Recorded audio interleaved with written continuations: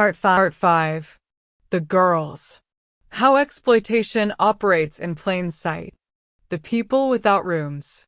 Every system has a hierarchy. At the top are those whose voices echo. At the bottom are those whose voices barely register. Jeffrey Epstein's world was built on access, wealth, and influence. But it was sustained by something else entirely. Invisibility. The girls at the center of this story were not invisible by accident. They were invisible by design. Section 1. Why this part matters. Discussions about Epstein often focus on names, documents, institutions, conspiracies. But none of that exists without victims. And yet, victims are usually the last to be heard. This part does not sensationalize. It does not speculate. It does not dramatize. It explains how exploitation functions when power and vulnerability intersect. Section 2. The profile of vulnerability. According to court records and sworn testimony, many of the girls shared common traits. Young age, unstable family environments, financial insecurity, limited adult protection. This is not coincidence. Predators do not search randomly. They search strategically. Vulnerability is not weakness. It is exposure. Section 3. Recruitment without force. One of the most misunderstood aspects of trafficking is this. It often begins without violence.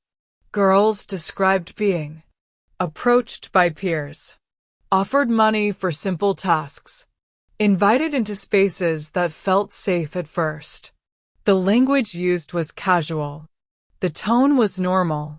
Nothing appeared criminal.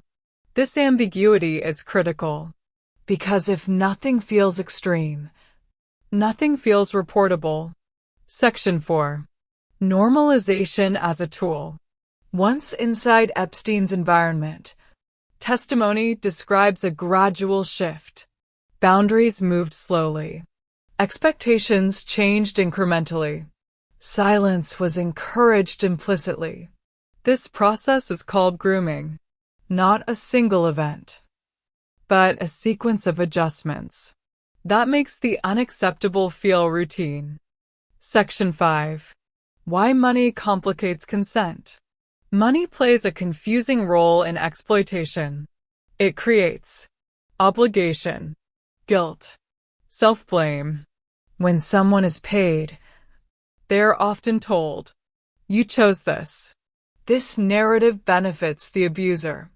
It transfers responsibility away from power and onto the vulnerable. Courts later recognized this distinction clearly. Minors cannot legally consent, regardless of payment. Section 6. Isolation without chains. Testimonies describe isolation that did not require confinement. Girls were isolated by age differences, wealth disparity, authority dynamics. They entered a world where adults set the rules. Questioning felt dangerous. Disbelief felt guaranteed.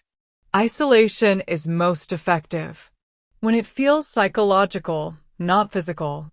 Section 7. Why reporting felt impossible. Many victims did not report immediately.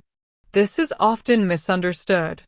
They feared not being believed, being blamed, retaliation, family consequences. They were not silent because they agreed. They were silent because the system taught them that speaking carried more risk than silence. Section 8. Pattern recognition. When law enforcement later reviewed cases, what stood out was not just individual stories. It was repetition. Similar recruitment methods. Similar age ranges. Similar descriptions. Patterns transform allegations into evidence. This is why investigators took the claims seriously. Section 9. The role of adult enablers. No trafficking system functions alone. Adults, ignored warning signs, dismissed complaints, normalized inappropriate behavior. Some did so actively, others passively. But indifference still produces harm. Section 10. The burden placed on victims. In powerful systems, victims are often asked to provide perfect memories, withstand cross-examination, relive trauma publicly. Meanwhile, institutions face far less scrutiny. This imbalance discourages reporting. Silence becomes a rational response to an irrational burden. Section 11. Time as a weapon against truth. Many girls came forward years later. Critics ask, why wait? But time often provides safety, allows distance, reduces fear. Delayed reporting is not evidence of falsehood. It is often evidence of survival. Section 12. The cost of coming forward. Coming forward meant public exposure, online harassment, character attacks. Victims were scrutinized more harshly than the systems that failed them. This is not unique to Epstein. It is structural. Closing of Part 5. What the system didn't see.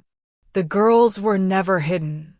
They moved through neighborhoods, schools, communities. What was missing was not visibility. It was attention.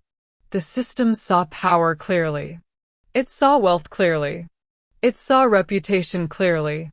It did not look down. In the next part, we arrive at the moment when the silence finally broke, and the system was forced to respond.